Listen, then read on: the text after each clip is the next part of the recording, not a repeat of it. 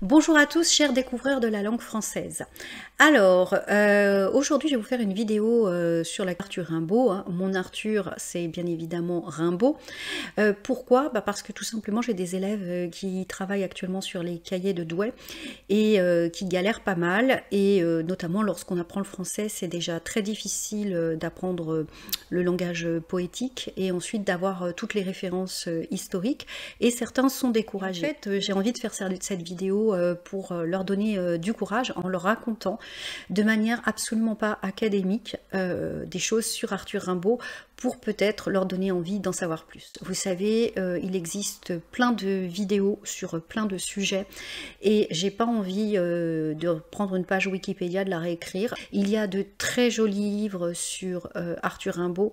Il y a notamment son ami Delahaye qui a été son premier biographe et je pense qu'on peut déjà prendre connaissance de cette biographie si on est intéressé. J'ai plutôt envie de vous apporter quelque chose pour vous expliquer comment moi j'ai dépassé le fait que, je vais être honnête, je suis prof de français, je suis pas une fan du tout des écrits d'Arthur Rimbaud. Je reste complètement imperméable à sa poésie, ça m'intéresse pas. Et à part Le Dormeur du Val qui me touche,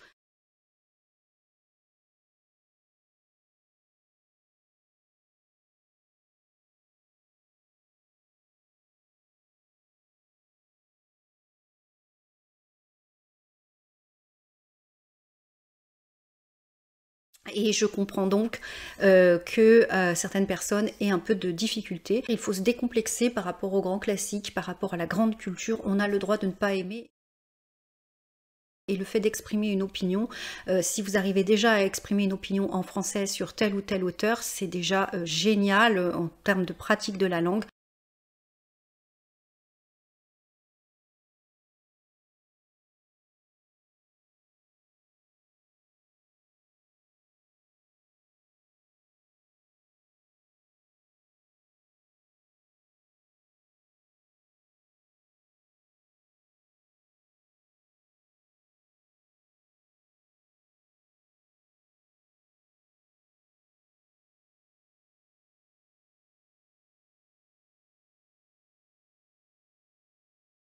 Personnellement, je préfère la personne à l'artiste et parce que la vie d'Arthur Rimbaud, elle est pour moi symbole de liberté et de sincérité absolue. Il a eu une vie très brève, mais ça ne veut pas dire que c'est une vie pas très remplie.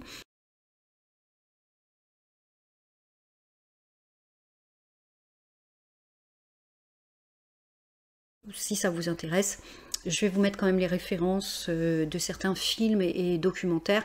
Vous pouvez creuser.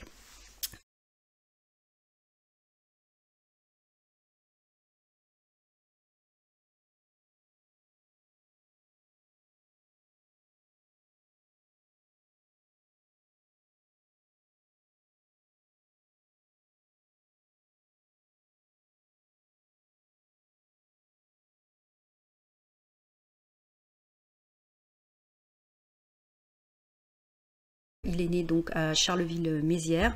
Son père était militaire, il était peu présent et finalement il a quitté sa mère. Ils ont fait une séparation de corps et de biens, ce qui à l'époque était quand même assez exceptionnel.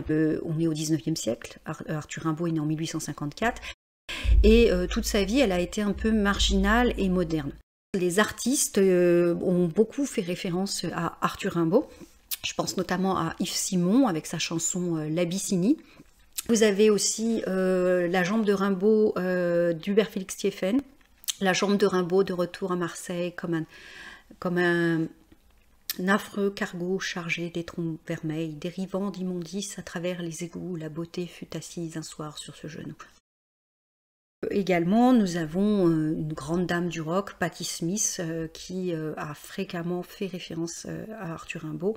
Et puis, il y a toujours, pour ceux qui voudraient être plus dans quelque chose de concret, vous pouvez aussi vous rendre à Charleville-Mézières et aller visiter le musée Arthur Rimbaud.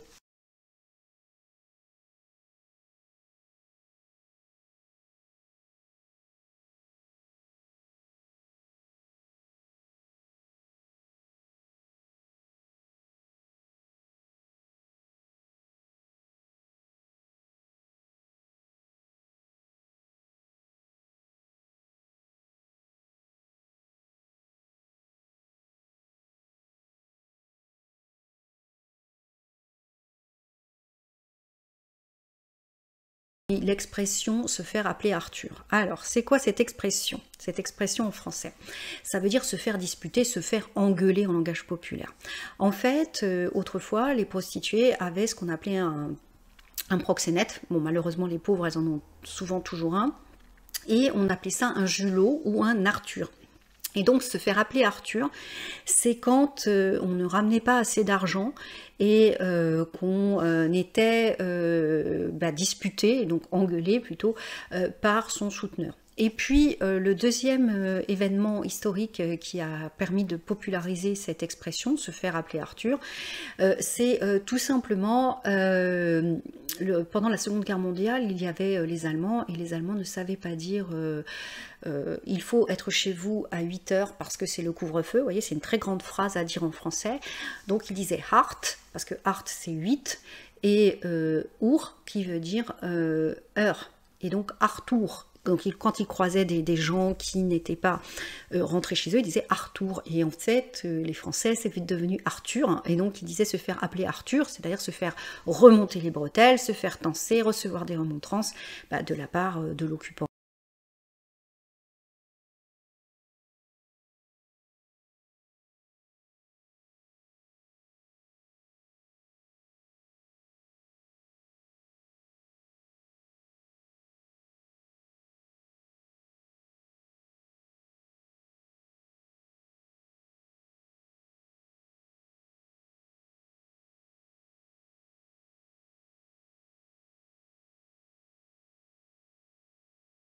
Pour en revenir à notre Arthur Rimbaud, donc comme je vous ai dit, il est le fils d'un foyer désuni et sa mère va avoir énormément d'épreuves pendant toute sa vie.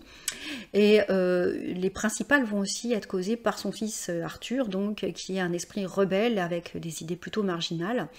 Et il a un esprit tellement indépendant, un esprit tellement libre qu'il est difficile de le canaliser. Il est très bon élève et en fait il est tellement bon élève qu'il s'intéresse à une matière qui est très difficile à l'époque, qui s'appelle la rhétorique.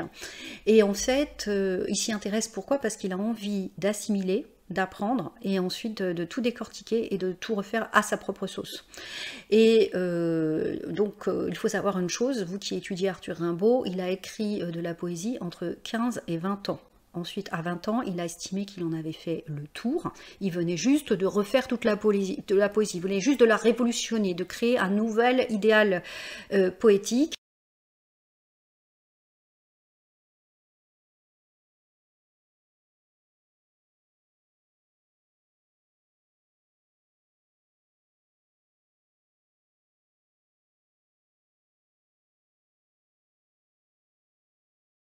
Et d'introduire une notion très importante, à savoir que le poète est là pour révéler au commun des mortels les sentiments et les sensations d'un monde qui sont difficiles d'accès aux personnes comme vous et moi parce que nous sommes emportés dans notre quotidien. Je reviendrai sur cette définition. Arthur Rimbaud revenait de loin puisque à l'époque, quand il étudiait la poésie, c'était ce qu'on appelait l'art pour l'art.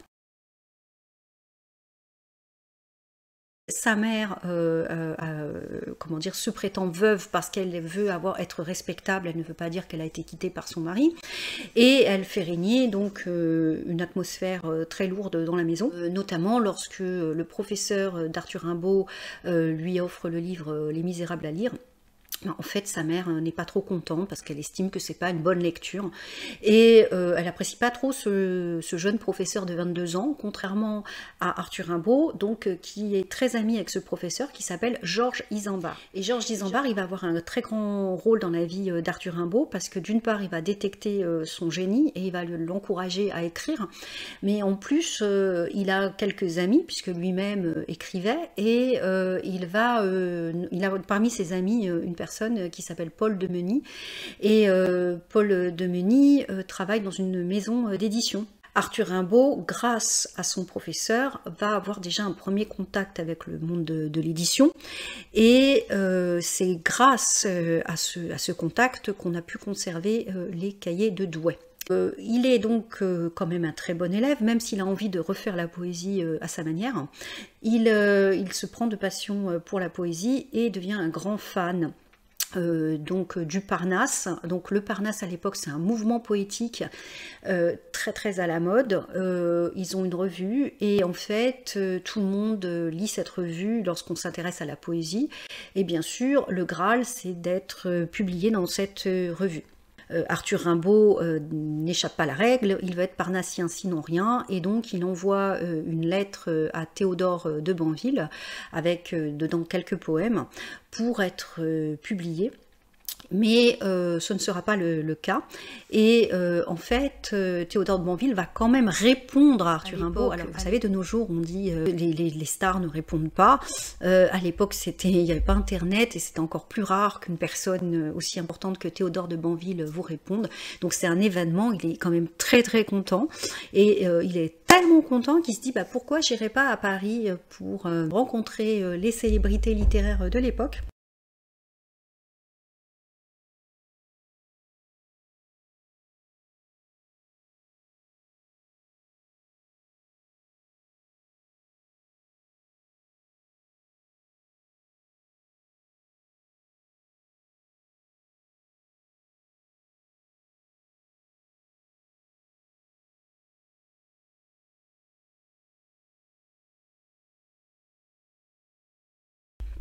Et donc, il fait une première fugue qui va très mal se terminer puisqu'il n'a pas payé son billet dans les règles.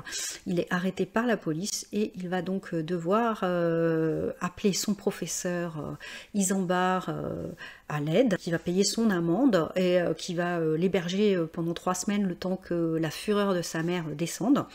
Et par l'intermédiaire d'Isambard, il va rencontrer Demeny, il va tenter sa chance, il va dire voilà j'ai envie d'être publié, et il va recopier 15 poèmes, il va lui donner pour avoir d'une part son opinion et pour avoir aussi une chance d'être publié. Demeny va complètement oublier ses poèmes et c'est tant mieux, vous allez le voir, enfin c'est tant mieux pour la littérature française, c'est pas tant mieux si vous étudiez les cahiers de Douai et que vous avez du mal à supporter, mais j'espère qu'en vous racontant un petit peu l'histoire et les relations et la vie d'Arthur Rimbaud, ça vous aidera à vous intéresser comme moi ça m'avait aidé lorsque j'ai été passée également par cette épreuve.